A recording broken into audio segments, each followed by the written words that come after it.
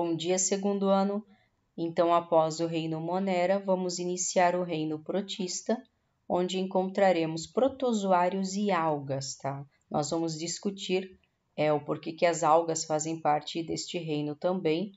E peço que vocês anotem, façam anotações conforme explicações, conforme também eu vou decorrendo os slides, coloquem as principais características. Então, não é apenas assistir o vídeo uma única vez. Não, você precisa realmente assistir 2 a 3 vezes para compreender o conteúdo e colocar no caderno para que você possa estudar.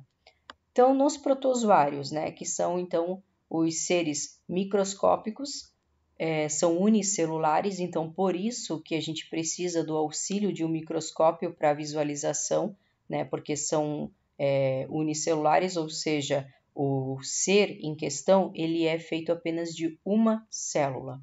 São aquáticos ou de locais úmidos, então são encontrados em água doce, em água salgada, em ambientes sombrios e ambientes úmidos, como por exemplo nas briófitas, naqueles musgos que ficam no canto das calçadas. A classificação deles é feita de acordo com o meio de locomoção. Então depende muito do jeito que eles se locomovem, se é por cílio, se é por flagelo, se é pela expansão do citoplasma. Vocês vão lembrar que ano passado, quando nós estudamos os tipos de células, nós falamos da ameba, que a ameba jogava o citoplasma dela para frente para se locomover e englobava também o alimento dessa maneira. Então agora nós vamos rever a ameba, porque a ameba é um protozoário, então também é um meio de locomoção. Para que a gente entenda então como que funciona essa classificação dentro deste reino, quais são as classes que nós iremos encontrar aqui dentro, de acordo com a locomoção, como foi dito acima. Então aqui nós temos uma ameba, ó. Nesta imagem aqui embaixo, nós temos uma ameba.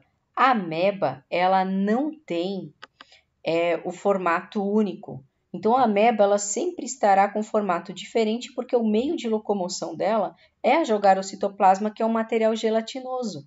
Então, ela joga esse citoplasma para frente para se locomover, então ela sempre terá uma forma diferente, tá? É como se fosse uma gelatina ambulante. Então, por isso que existe aquele brinquedinho que se chama amoeba, que é uma gelatina que as crianças brincam.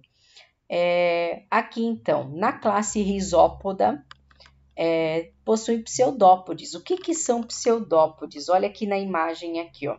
Pseudópodes são essas expansões do citoplasma que é para locomoção ou para a captura de alimento. Então, são essas projeções do citoplasma aqui, tá? Que a principal função é locomoção.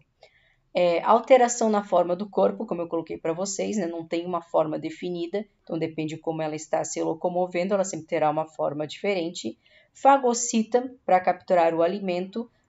Quando vocês estudam células, é falado sobre esse tipo de englobamento de substâncias, porque algumas substâncias não passam pela membrana plasmática das células por ser substâncias grandes. Então, a célula precisa fazer o quê? Abrir o seu citoplasma e englobar este alimento através de uma fagocitose. Então, como que funciona?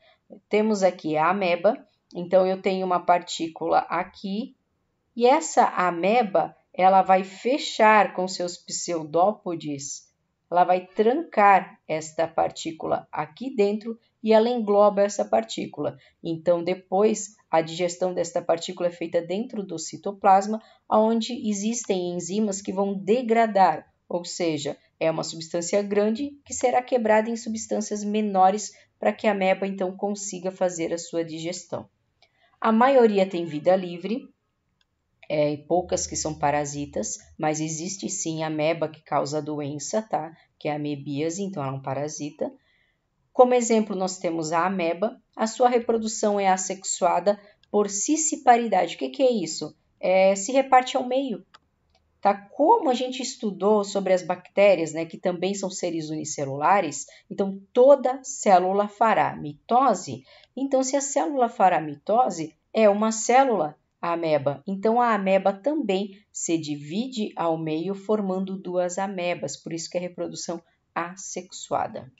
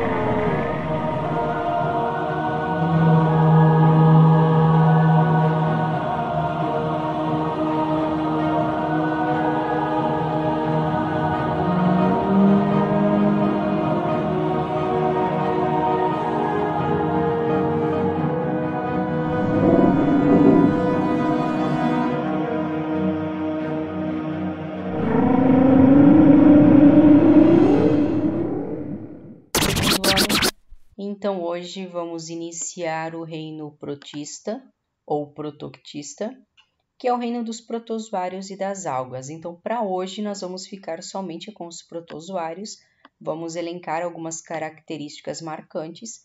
Peço que vocês façam anotações no caderno, que coloquem todo esse conteúdo visto no caderno de vocês, até porque depois também é um meio de estudo até para futuras avaliações. Então, aqui, no reino dos protozoários, no reino dos protistas, onde encontra-se os protozoários, nós temos eles como... Então, aqui, o meio de reprodução então das amebas. Temos uma ameba, esta ameba vai começar a compartilhar, a multiplicar todas as organelas internas, principalmente o seu material genético. Lembram? Toda célula que faz mitose faz isso. E depois ela se divide ao meio, Então, o material genético que foi duplicado fica para uma célula e a outra permanece com o material genético dela. Então, em vez de ter uma ameba, como temos aqui no início, lá no final nós temos duas amebas. Por isso que a reprodução assexuada é por divisão binária ou cisparidade. Então, eu falei para vocês que tem amebas que causam doenças, que é a amebíase. Então, é uma dor de barriga, uma disenteria, na verdade.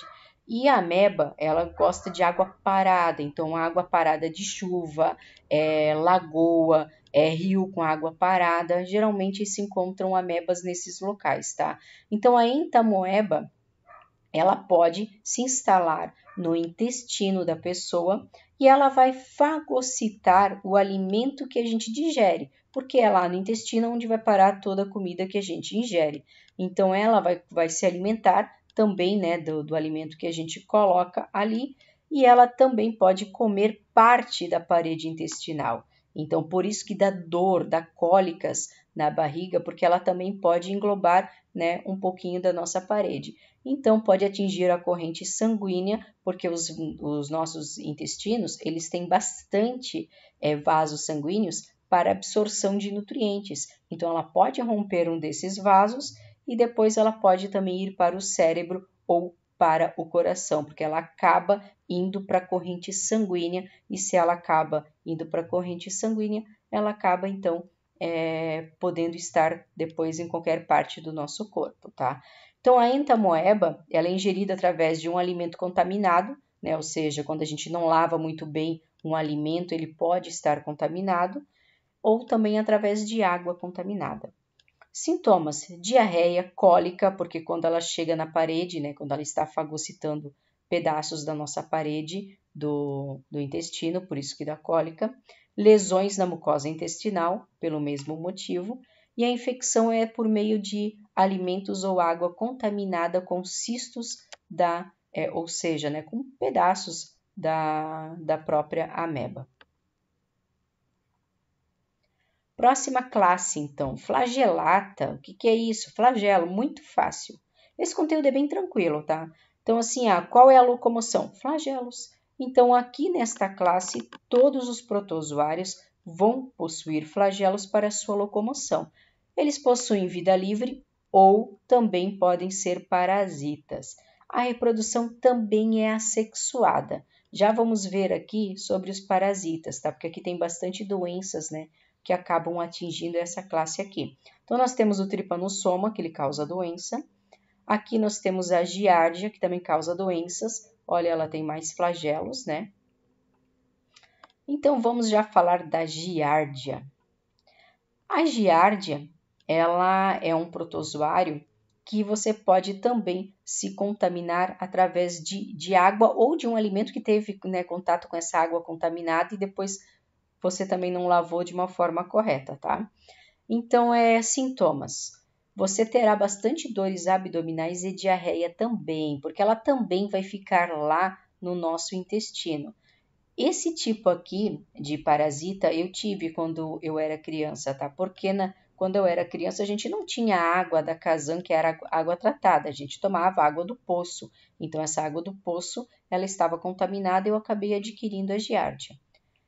Qual é o grau de infecção, então? Ocorre quando você vai ingerir, né, algum alimento ou a água contaminada que tenham esses protozoários dentro da água. Então, isso pode ocorrer por ingestão da água ou alimentos contaminados ou até pelo contato de pessoa com pessoa. Mas este verme, ele tem que... Verme não, a gente fala verme no modo geral, né? Mas é um protozoário. Este protozoário, ele precisa entrar em contato com a tua via oral para que chegue até o teu intestino.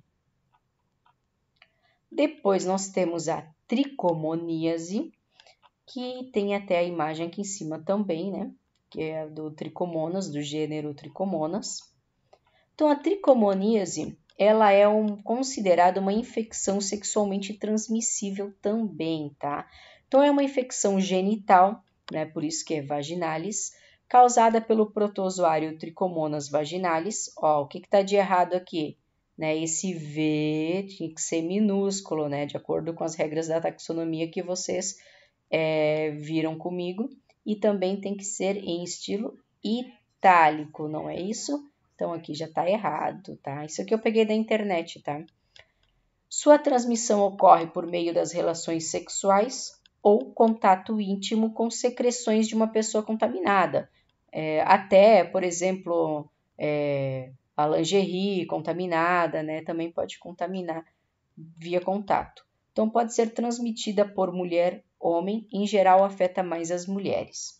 Sintomas: corrimento que pode ser amarelado, coceira na área genital, odor forte e desagradável do corrimento, irritação vulvar, ou seja, ardência, né, pode doer, dificuldade de urinar também, porque como é uma infecção, ela acaba atingindo tanto a parte da vulva, né, como também a parte interna, que é a vagina, e também a parte urinária. Doença de Chagas, muito famosa, que é causada pelo Trypanosoma cruzi.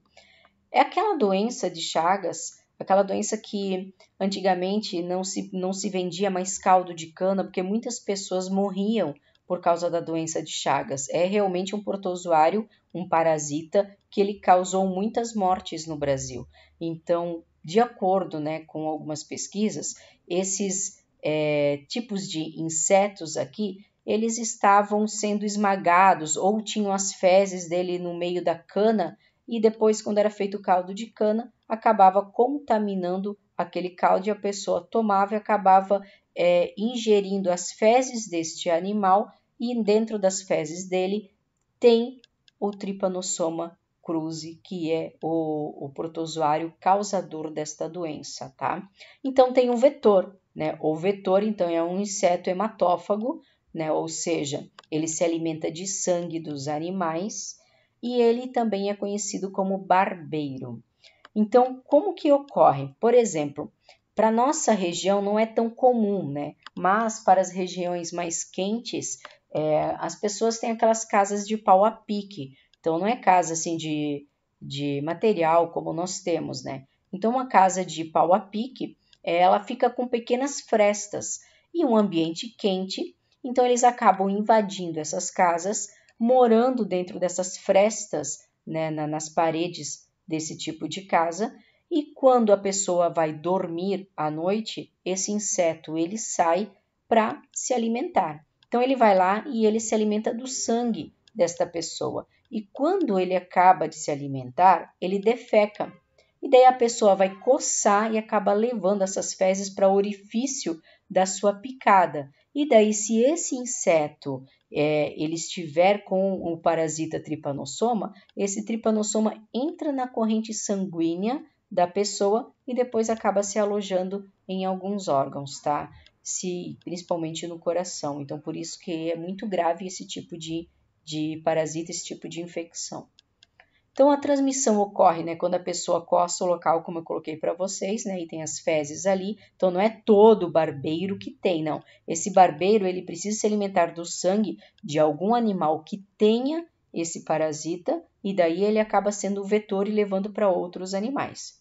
A transmissão pode também ocorrer por transfusão de sangue, né, mas claro que hoje em dia é mais difícil, porque é feito vários testes, né, e durante a gravidez. Também pode ser passado, né, da mãe para o filho. Então, se a mãe, né, durante a gravidez contrair, ela pode passar para o seu filho. No Brasil, foram registrados casos da infecção transmitida por via oral, né, nas pessoas que tomavam caldo de cana, como eu coloquei para vocês. Ou, olha só, açaí também, tá? Então, no açaí também já foram encontrados vestígios de barbeiro. Ai, que nojo! Não, calma, gente, olha só. Tudo que é industrial, tá? Eu acho que isso até eu já comentei com vocês ano passado. Tudo que é industrial, por exemplo, vamos pegar o extrato de tomate. Vocês acham que o extrato de tomate tem só tomate lá dentro? Que lá numa empresa onde eles produzem toneladas de extrato de tomate, será lavado tomate por tomate? Não, isso chega com caminhão. Sim, existem máquinas que passam jato de água, mas algum vestígio vai ficar. Então, a Anvisa permite, dentro dos alimentos industriais, uma pequena taxa, tá? Por exemplo, lá no chocolate, pode sim ser encontrado vestígios de insetos, tá? Por exemplo, como até restos de barata, mas existe uma porcentagem aceitável. No extrato de tomate, pelo de rato existe, mas claro que isso tudo ali é triturado, né? Isso tudo foi fervido, mas pode sim ser encontrado vestígios de insetos, né? Ou de outros animais. Aqui tem a casa que eu coloquei de pau a pique, né, onde é um habitat perfeito, então, para esse tipo de inseto. Sintomas da doença de Chagas, então, febre, mal-estar, inflamação, dor nos gânglios, né, gânglios que ficam na virilha, embaixo do nosso braço, no pescoço, vermelhidão, inchaço nos olhos, aumento do fígado e do baço são os principais sintomas, tá? Por que aumento do fígado e do baço? Porque esse tipo de protozoário ele pode se instalar nestes órgãos, como também no coração. Com frequência, a febre desaparece, né, depois de alguns dias e a pessoa não se dá conta do que lhe aconteceu, mas o parasita ainda está lá alojado dentro do organismo da pessoa. Como nem sempre os sintomas são perceptíveis, o indivíduo pode saber que tem a doença 20 ou 30 anos depois de ter sido infectado, ao fazer um exame de sangue de rotina. Então, meningite e encefalite são complicações graves dessa doença na fase aguda. mas são raros os casos de morte. São raros os casos de morte, mas muitas pessoas no Brasil já morreram por causa da doença de Chagas, porque como o próprio texto aqui diz, as pessoas acabam não sabendo, né, que adquiriram esse tipo de parasita. A leishmaniose, né, que é causada então pelo leishmania. Qual é a forma de transmissão da leishmaniose? Tudo flagelado, todos eles têm flagelo para sua locomoção, por meio da picada de mosquito, ou seja, tem um vetor também, que é conhecido como mosquito palha ou birigui. A leishmaniose tegumentar, ela causa feridas, né? Ulcerações graves, cutâneas ou nas mucosas. O que é isso? São feridas, né, nos nossos revestimentos, como pele ou revestimento de órgãos, né, como estômago, intestino, a mucosa aqui bucal, então acaba causando esse tipo de lesões. Tem a visceral, que então vai causar úlceras em órgãos, tá? Como o fígado, baço e também na medula óssea. Então são vísceras atingidas, né, por úlceras que são feridas. Então é a parte interna que a doença pode ocasionar. E a cutânea, que são lesões cutâneas benignas no local da picada. Então, esse aqui é o mais simples, né? Onde o mosquito picou, só vai dar tipo uma irritação muito grande e fica aqui mesmo neste local. Próxima classe, ciliata, ou seja, aqui todos os protozoários vão possuir cílios para sua locomoção. Eles possuem um macronúcleo, né, ou seja, um núcleo bem grande no meio da sua célula, onde vai controlar todas as funções da célula. E também existem os micronúcleos que fazem a parte genética, né, que é depois a multiplicação do material genético para depois essa célula se dividir. Então, a reprodução pode ser assexuada por divisão binária ou por conjugação, que é igual das bactérias, que já foi explicado para vocês. Então, nós temos o paramécio, que é o mais comum. Então, aqui do ladinho, ele tem vários cílios, tá? Então, por isso que ele faz parte desta classe, né? Aqui tem a imagem dele ao lado, ó. Então, nós temos o macronúcleo, que vai controlar as atividades da célula. Temos os outros pequenos núcleos. E aqui, vacúolo contrátil. Também foi explicado para vocês ano passado o que significa um vacúolo contrátil. Todos os protozoários, eles vivem em ambiente aquático, então eles podem sofrer osmose. Então, o que ocorre? Vamos lembrar o que é osmose. Osmose é quando a água sai de um meio menos concentrado e que vai para um meio mais concentrado. Então, se esse paramécio estiver em um ambiente aquático que é mais concentrado que ele, a água vai sair de dentro dele para ir para o meio mais concentrado e esse paramécio irá morrer. Ou, ao contrário, né? O paramécio pode ser mais concentrado e a água do meio exterior poderá entrar, né, dentro, e se ela entra dentro dessa célula, pode romper a membrana plasmática e rompendo a membrana plasmática, ele também poderá morrer. Então, para que isso não ocorra, existe o vacúolo contrátil, ele vai regular a entrada e a saída de água para que não ocorra a osmose. Por isso que é conhecido como osmose-regulação ou osmorregulação. Conjugação dos paramécios, que é um outro tipo de reprodução, que é uma reprodução sexuada, vocês já viram nas bactérias, né? Então, vamos lá, nós temos aqui ó, o início, que é a conjugação. Então, dois paramécios se unem e trocam material genético. Olha, eles trocando o material genético. Então, eles fizeram a fusão desses micronúcleos, né, e a recombinação genética, cada um ganhou uma parte do material genético do outro, começam a multiplicar esse material genético, se dividem ao meio e vão formando novos paramécios, e depois esses novos paramécios também fazem essa recombinação, né? Também se juntam e trocam o material genético, tá? Então, uma meiose desses micronúcleos para que depois sejam repassados para os outros paramécios para aumentar a variabilidade genética. E nós temos os esporozoários, né? Que são aqueles que não têm nenhuma estrutura locomotora. Não tem nenhuma. Então, a reprodução é sexuada e assexuada, são capazes de formar esporos resistentes no ambiente. E o mais conhecido é o Plasmodium, que é o causador de outra doença grave, que é a malária. Então, o Plasmodium, existem 3 tipos de malária, né? O gênero Plasmodium, e aqui nós temos as espécies, então, causadoras da malária. Como que é feita a transmissão? Tem vetor, que é o mosquito Anopheles, do gênero Anopheles, conhecido como mosquito prego. Os sintomas mais comuns: febre alta, calafrios, ondas de calor, cansaço, falta de apetite, pele amarelada. Então, parece muito como uma anemia. Dependendo do tipo de malária, esses sintomas se repetem a cada 2 ou 3 dias, provocados pelo rompimento das hemácias. Então, por que é parecido, né? Por que esses sintomas aqui são parecidos com anemia? Esse tipo de protozoário parasita, ele entra na corrente sanguínea através da picada do mosquito e ao entrar na corrente sanguínea, ele vai invadir as hemácias e ele rompe elas.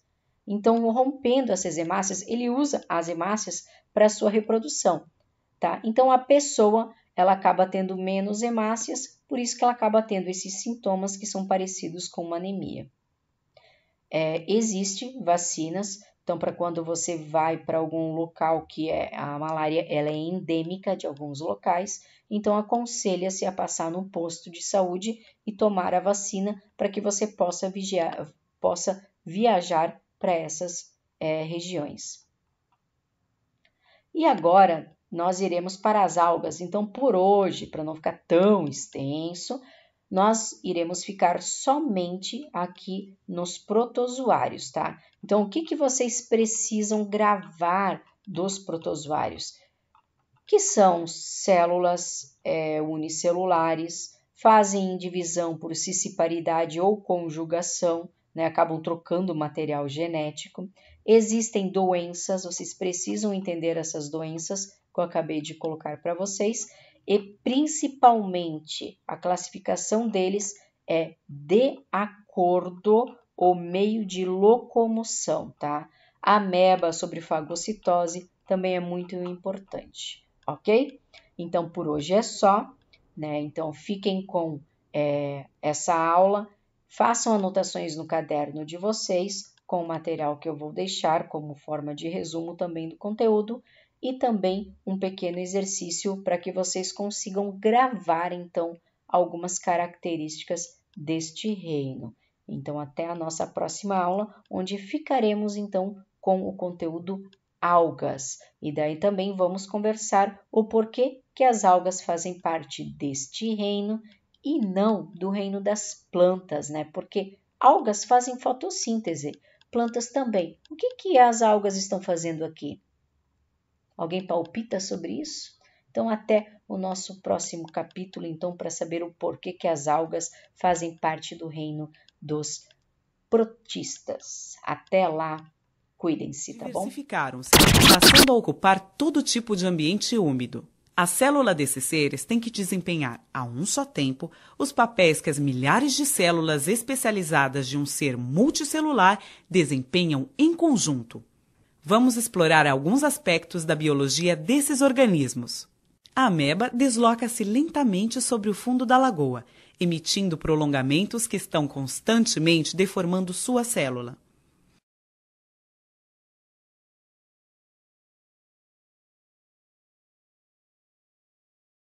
Esses prolongamentos são chamados pseudópodes, termo que significa falsos pés.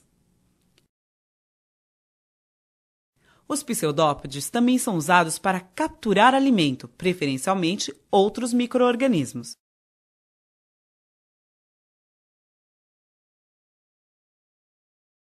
Recém-capturados, são digeridos em vacúolos digestivos dentro da célula. Algumas espécies de amebas produzem uma teca ou carapaça protetora. Esta teca-ameba aglutinou grãos de areia com muco, depositando-os ao redor de seu corpo. Neste outro caso, a teca foi totalmente secretada pela célula. Nas teca-amebas, há apenas um orifício, por onde saem os pseudópodes usados na locomoção e na captura de alimento. Os heliozoários são ameboides de corpo esférico, com pseudópodes eretos e finos, irradiando-se da superfície da célula.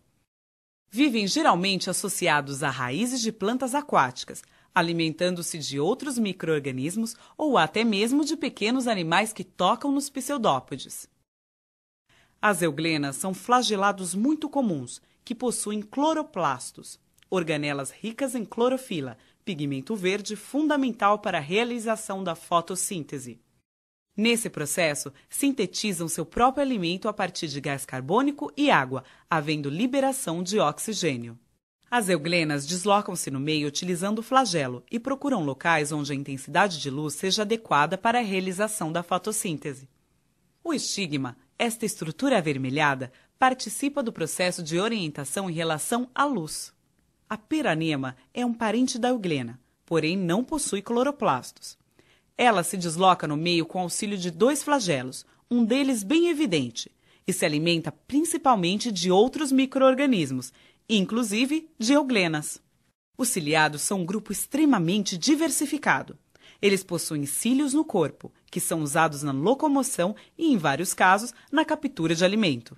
No paramécio, o corpo repleto de cílios permite uma ágil natação para frente e para trás. O batimento dos cílios também promove corrente de água, que traz partículas alimentares que são ingeridas através do citóstoma ou boca celular e digeridas em vacúolos digestivos no interior da célula. O paramécio possui uma habilidade especial. Ao perceber no meio certas substâncias indicativas de situação de perigo, libera filamentos chamados tricocistos.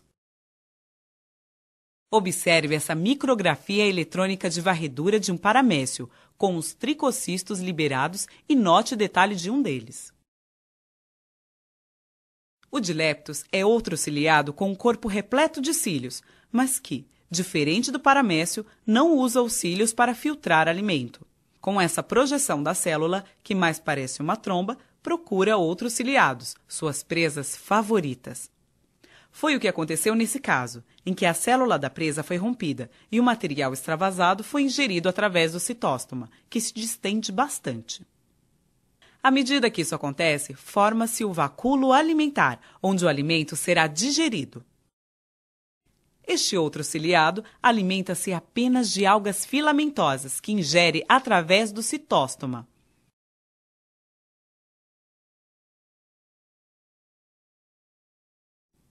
O euplotes é um ciliado curioso, que mais parece um pequeno animal. Ele se desloca sobre o fundo da lagoa usando cílios especializados, chamados cirros. Por meio de outros cílios especiais, filtra da água seu alimento. O stentor é outro ciliado que utiliza cílios especiais para filtrar o alimento. Ele pode se movimentar ou se fixar a um substrato, mudando a forma de seu corpo. Já as vorticelas vivem a maior parte do tempo fixas ao substrato por meio de um longo pedúnculo, que se contrai e se distende. Os cílios especializados promovem correntes de água que trazem partículas para a alimentação. Todos os ciliados são heterótrofos, mas alguns possuem algas simbiontes, como é o caso deste paramécio, que possui em seu citoplasma muitas algas verdes. Nos unicelulares eucariontes que vivem em água doce, muita água penetra na célula por osmose. Isso ocorre porque a concentração osmótica da célula é maior que a da água ao seu redor. O vacúolo pulsátil ou contrátil recolhe e elimina a água que entra em excesso na célula. O número e a forma desses vacúolos variam nas diferentes espécies. Nos paramécios, há mais de um vacúolo por célula. Sua forma é estrelada e sua posição é fixa.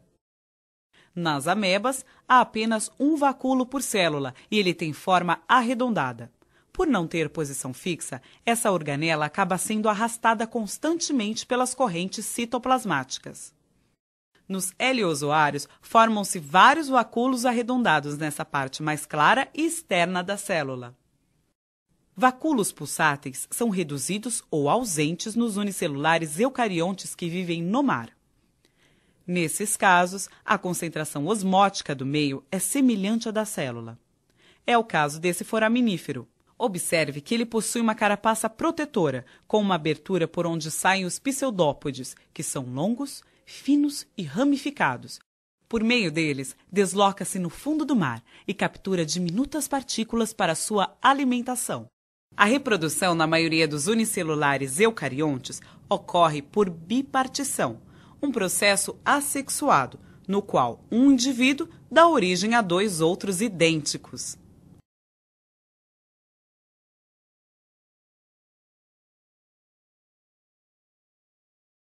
Mas nos ciliados, além da reprodução assexuada, há a reprodução sexuada, na qual dois indivíduos se unem, trocam material genético por meio de uma ponte citoplasmática e se separam.